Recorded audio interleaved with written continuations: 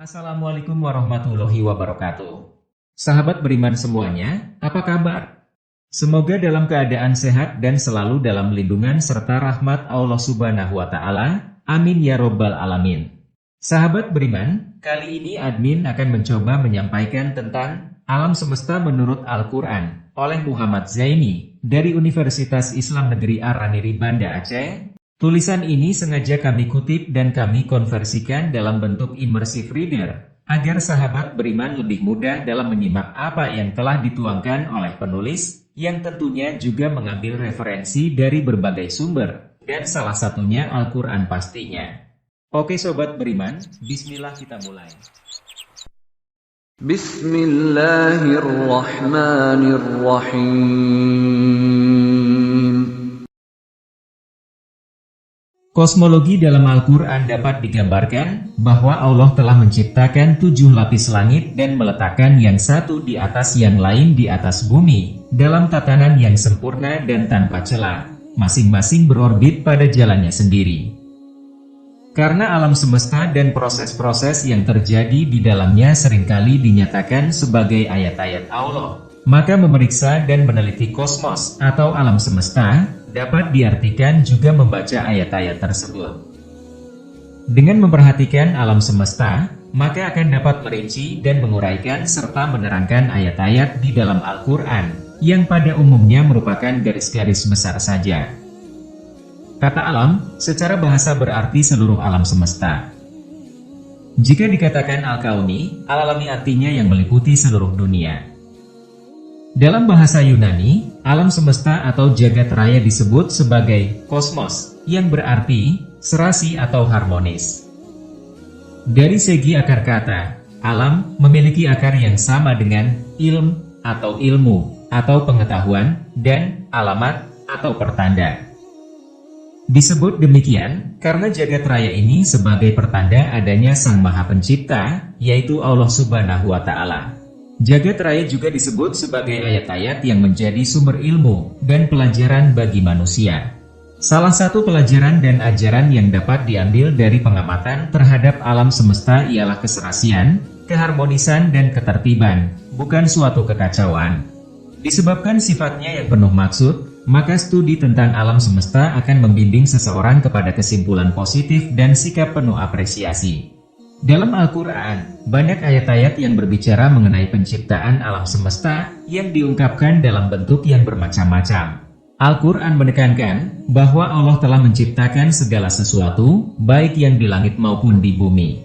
Allah pencipta segala sesuatu, itulah sifatnya yang paling besar dan paling nyata, tidak ada pencipta selainnya. Sebagai pencipta, Al-Quran menyebut sejumlah nama Allah, antara lain Al-Khaliq, Al-Bari, Al-Musyawir, dan Al-Badi. Oleh karena itu, umat Islam sepakat bahwa Allah adalah pencipta atau Al-Khaliq, dan alam semesta ini adalah ciptaannya dan disebut makhluk. Al-Quran juga banyak menjelaskan tentang fenomena alam semesta dan ciptaannya, yang bisa dilihat dengan mata kepala seperti kejadian siang dan malam, matahari, bulan dan planet-planet.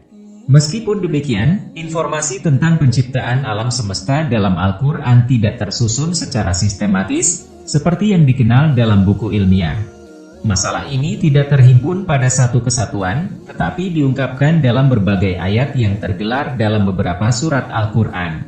Dalam Al-Quran disebutkan bahwa Allah menciptakan alam semesta tidak hanya menggunakan kata kholaqo, tetapi juga menggunakan kata-kata lain seperti ja'ala, bada'a, fataro, syana'a, amaro, nasya'a, dan bada'a yang arti lahiriahnya sama, tetapi maksudnya berbeda.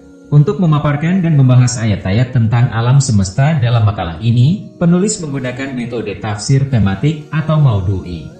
Sebagaimana lazimnya suatu kajian yang menggunakan metode tafsir maudu'i, makalah ini menggunakan beberapa langkah atau ketentuan yang harus diikuti. Di antara langkah yang paling penting adalah mengidentifikasi ayat-ayat dalam Al-Quran yang terkait dengan persoalan alam semesta. Setelah semua ayat yang berkaitan dengan alam semesta dikumpulkan, maka langkah selanjutnya adalah mencari hadis-hadis yang menjelaskan tentang persoalan tersebut. Lalu dilihat korelasi atau muhasabah antara satu ayat dengan ayat yang lain atau antara ayat dengan hadis. Demikian pula, membandingkan pendapat mufasir tentang ayat dan hadis tersebut. Di samping itu, penulis juga akan menguraikan beberapa pendapat dari teolog dan filosof muslim tentang proses penciptaan alam. Sehingga pada akhirnya, konsep alam semesta dalam Al-Quran bisa terjawab secara tuntas. Penciptaan alam menurut teolog dan filosof muslim. Dalam sejarah perkembangan filsafat Islam, terdapat dua doktrin yang berbeda dalam menjelaskan bagaimana alam dijadikan. Pertama, doktrin penciptaan atau Al-Khalq, creation. Kedua, doktrin emanasi atau Al-Faid, emanation. Pada kedua kelompok ini telah terjadi perdebatan dan kontroversi di sepanjang sejarah perkembangan teologi dan filsafat Islam. Dengan doktrin ini pula, telah melibatkan hampir semua tokoh teolog dan filosof Islam, sebab terjadi perbedaan penafsiran terhadap keagungan dan kebesaran Tuhan. Teori penciptaan merupakan pemikiran ahli teologi, terutama para ahli dalam aliran Asy'ariyah, yaitu aliran teologi Islam yang lahir pada dasawarsa kedua abad ke-10, awal abad ke-4 Hijriah. Pengikut aliran ini bersama pengikut Maturidiyah dan Salafiyah mengaku termasuk golongan Ahlus Sunnah wal Jamaah. Aliran ini berpendapat bahwa Allah menjadikan alam melalui sifatnya seperti ilm, irodah, kudroh, dan sebagainya. Dalam kajian teologi, pembahasan terhadap kejadian alam menjurus kepada kajian sifat-sifat Allah dan kesan-kesan dari sifat-sifat tersebut. Menurut aliran ini, alam ini mempunyai dua unsur yaitu unsur jauhar dan unsur arod atau substansi dan accidents. Demikian juga dengan teori emanasi, yang merupakan pemikiran para filosof Islam. Mereka mengolah pemikiran para ahli teologi, terutama tentang sifat af'al Allah dalam konteks keberadaan alam. Para filosof Islam berpendapat bahwa penciptaan atau Al-Khalq, creation, sebenarnya adalah suatu proses yang lahir daripada konsep akibat yang semestinya, melalui tindakan berpikir yang dilakukan oleh pencipta, maka alam sebagai objek pikiran pencipta wujud yang semestinya. Teori emanasi ini menjelaskan bahwa alam ini abadi atau kodim, eternal. Filosof Islam pertama yang dipandang memperkenalkan teori ini adalah Al-Farabi. Menurutnya, alam semesta ini dijadikan secara melimpah atau Al-Faid. Teori ini diambil dari Neoplatonisme yang mengatakan bahwa alam ini terjadi karena limpahan dari Yang Esa. Wujud pertama yang melimpah adalah satu yakni akal. Dengan demikian, keanekaan alamiah itu tidak secara langsung dimulai dari Tuhan, tetapi dari akal pertama yang melimpah mengandung keanekaan potensial sebagai sebab langsung bagi keanekaan aktual di alam empiris. Berdasarkan teori ini, Tuhan terpelihara keutuhan zatnya dari keanekaan, karena Tuhan bukan langsung dari wujud empiris. Lumayan rumit juga ya sobat. Tapi tak apa, kita harus terus belajar, meski suatu pemahaman bukan kewenangan kita, namun kewenangan Allah Subhanahu wa Ta'ala. Sampai di sini apakah masih bisa difahami oleh sobat beriman? Atau, boleh juga kalau kita rehat sejenak, sambil nyeruput kopi dan makan cemilannya. Bisa kita lanjutkan? Oke, mari kita lanjut. Teori yang dikemukakan Al-Farabi ini adalah untuk menjelaskan hakikat-hakikat yang terlibat dalam proses emanasi. Hakikat-hakikat tersebut dijelaskan dalam uraian prinsip-prinsip kewujudan. Al-Farabi membagi prinsip-prinsip ini kepada kewujudan yang bukan jisim, dan kewujudan yang berada di dalam jisim. Jisim-jisim tidaklah dengan sendirinya dianggap sebagai prinsip kewujudan.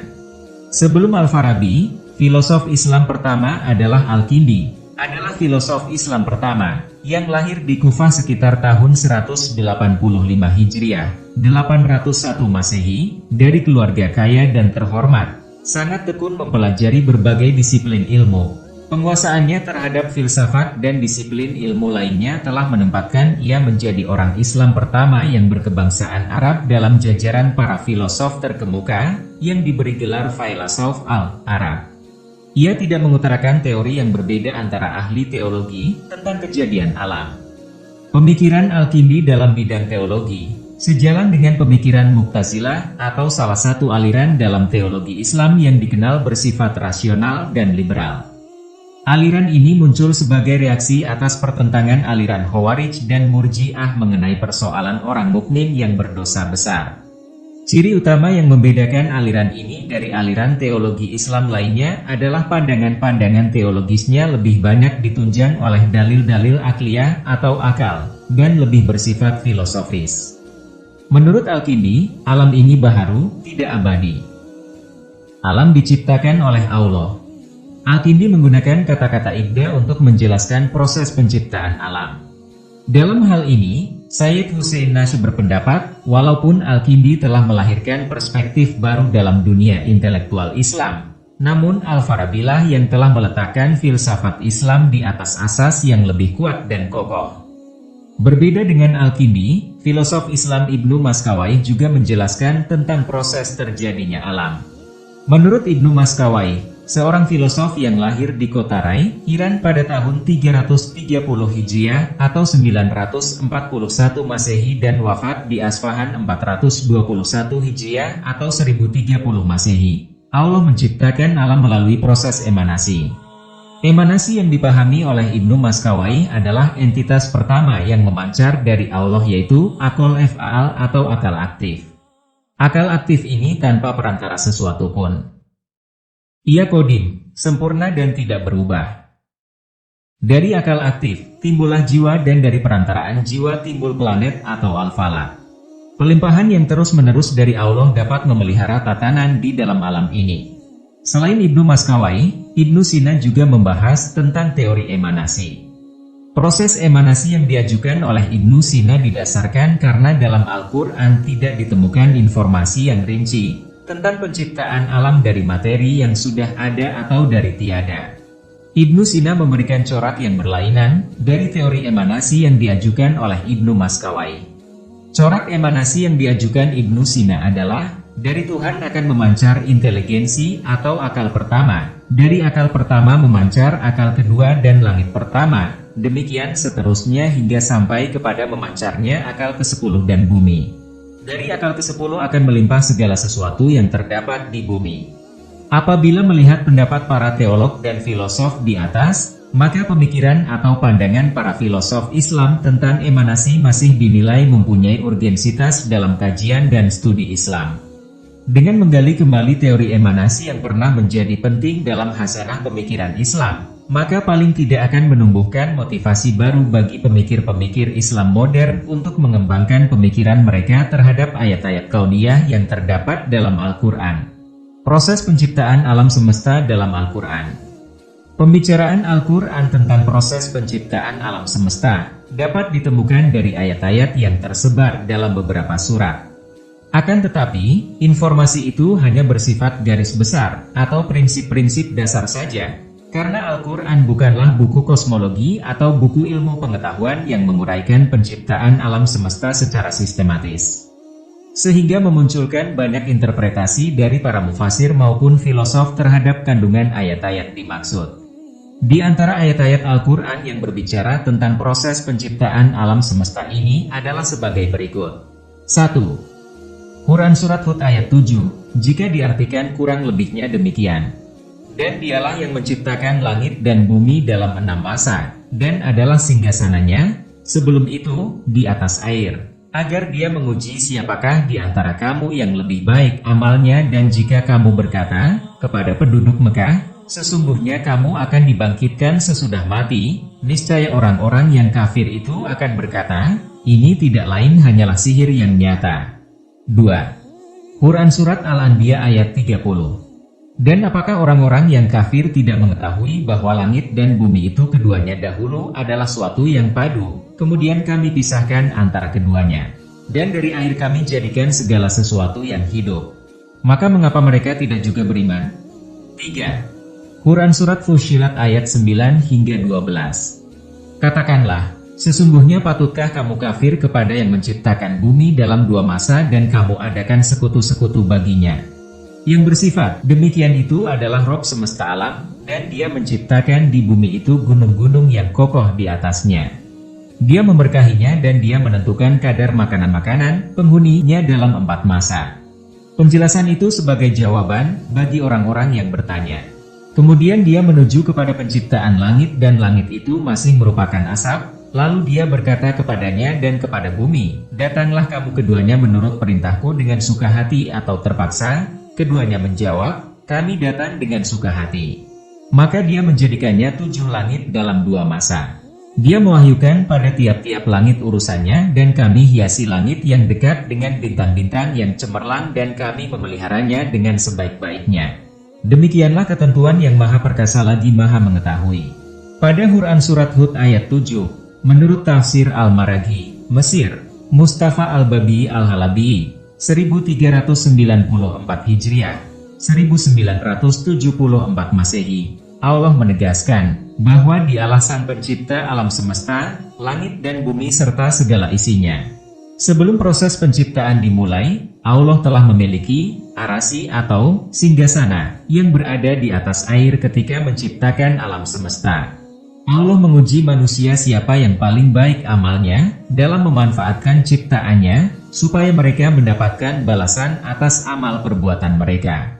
Pada permulaan ayat, diawali dengan menyebutkan bahwa dalam menciptakan alam, langit dan bumi memakan waktu selama 6 masa, dengan rincian, 2 hari menciptakan bumi, 2 hari menciptakan segala isinya, dan 2 hari menciptakan langit dan segala isinya.